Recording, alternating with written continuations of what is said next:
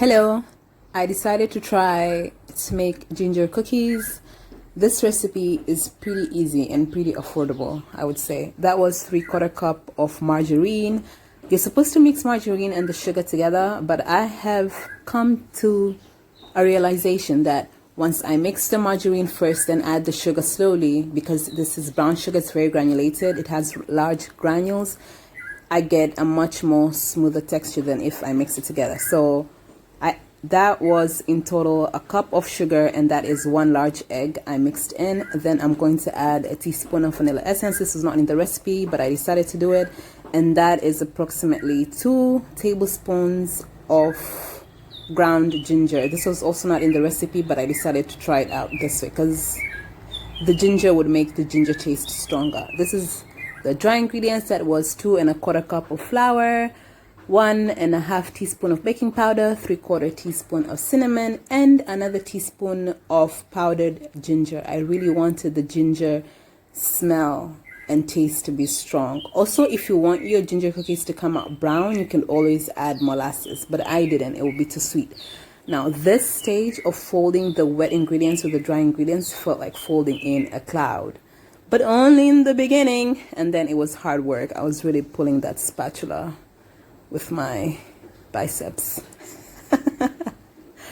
So you're supposed to fold it in slowly, make sure everything mixes well so that every proportion is equal in every piece of cookie. So I took my time folding it in slowly, but at the end, as you'll come to see, I got tired. I decided to use my fingers. After this, you're supposed to portion the pieces into walnut sizes, but apparently I'm not that familiar with walnut sizes, so this was a little bit large.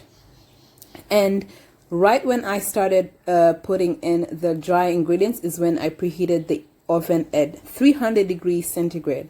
I was supposed to only preheat it at 175 degrees centigrade, but I read the instructions wrong. It was 350 degrees Fahrenheit. I read it as centigrade.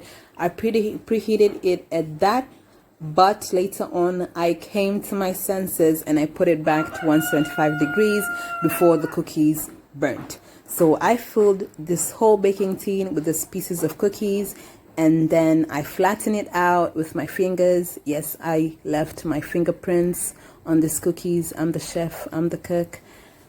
And then after flattening it out, I sprinkled it with brown sugar, just for that extra sweetness, because ground ginger is pretty strong.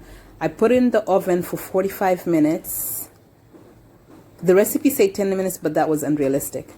After 45 minutes, it smelled so amazing, and this is how it looked in the inside. Tastes so good with milk.